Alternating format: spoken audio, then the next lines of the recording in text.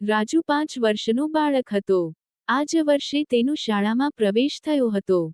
શાળામાં જેવી ટિફિનની ઘંટેડી વાગી, બધા બાળકો એક સાથે લંચ બોક્સ લઈને નીકળ્યા. રાજુ પણ નીકળ્યો. તે પણ ટિફિન ખોલીને લંચ કરવા લાગ્યો. તેની બાજુમાંથી શિક્ષક પસાર થયા. અરે રાજુ, તું ટિફિનમાં શું લાવ્યો છે? સર, હું વાસી રોટલી અને ખાંડ, ચીની લાવ્યો છું. તું વાસી રોટલી ખાય છે? હા સર, મારા નવા મમ્મી કહે છે કે વાસી રોટલી ખાવાથી મગજ તેજ થાય છે, એટલે હું વાસી રોટલી ખાઉં છું. બીજા દિવસે પણ રાજુ વાસી રોટલી જ ખાઈ રહ્યો હતો. શિક્ષકે રાજુને જોયો અને ફરી પૂછ્યું, રાજુ, તું ફરી વાસી રોટલી લાવ્યો છે?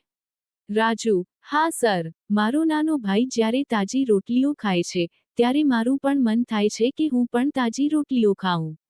મારા નવા મમ્મી કહે છે કે, રાજુ, વાસી રોટલીઓ ખાતો રહેજે. તારે તારા મમ્મી પાસે જવું છે ને? તારે તારા મમ્મીને મળવું છે ને? સર, મારા મમ્મી ભગવાનજી પાસે ગયા છે, મારા માટે રમકડાં લાવવા. મારા પપ્પા મને એવું કહે છે, જ્યારે હું મમ્મી પાસે જવાની જીદ કરું છું. સર, જો તમારે પણ તમારા મમ્મી પાસે જવું હોય, તો તમે પણ વાસી રોટલીઓ ખાજો.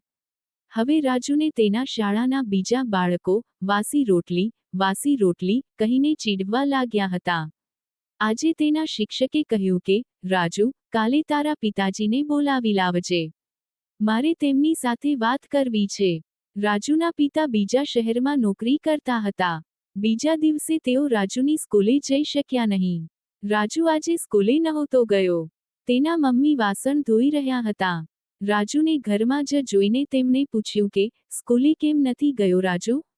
રાજુ ખૂબ જ માસુમિયતથી બોલ્યો, મમ્મી, સ્કૂલમાં બધા બાળકો મને વાસી રોટલી કહીને ચીડવે છે અને ટીચરે પપ્પાને બોલાવ્યા હતા.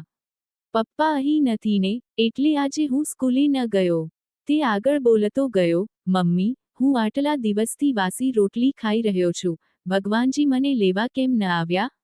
તું તો કહેતી હતી કે વાસી રોટલી ખાવાથી મને મમ્મી મળી જશે. ભગવાનજી મને લેવા આવશે, પણ અત્યાર સુધી. આટલું સાંભળતા જ તેના નવા મમ્મીએ વાસણ ધોવાનું છોડી દીધું અને ધસીને તેને ખોળામાં ઊંચકી લીધો, જાણે કે તે જ તેની સાચી માં હોય. તેને ચૂમવા લાગ્યા. એટલું ચૂમવા લાગ્યા, જાણે વર્ષોથી કોઈ વિખૂટી પડેલી માં પોતાના બાળકને મળી હોય. તેમનું માતૃત્વ જાગી ગયું હતું. તે તેને પ્રેમ કરતા પોતાને રોકી શક્યા નહીં. આજે એક સાવકી માતાના હૃદયની કાળાશ ધોવાઈ ગઈ હતી. ખૂબ લાંબા સમય સુધી તે રડતા રહ્યા અને તેને ચૂમતા રહ્યા. આંખોમાંથી વહેતી ગંગાધારાની સાથે તેમના અંદર બેઠેલી સાવકી માતા વહી ગઈ હતી. પણ રાજુ પણ સ્તબ્ધ હતો. તેણે રડતી માતાના આંસુ લૂછતા કહ્યું, લાગે છે, ભગવાને મારા મમ્મીને મોકલી દીધા છે. નવા મમ્મી, મારી વાસી રોટલી ખાવી સફળ થઈ. તું જ તો મારી માં છે. રડીશ નહીં માં, રડીશ નહીં. આટલું કહીને તે પણ ધ્રુસકે રડી પડ્યો હતો.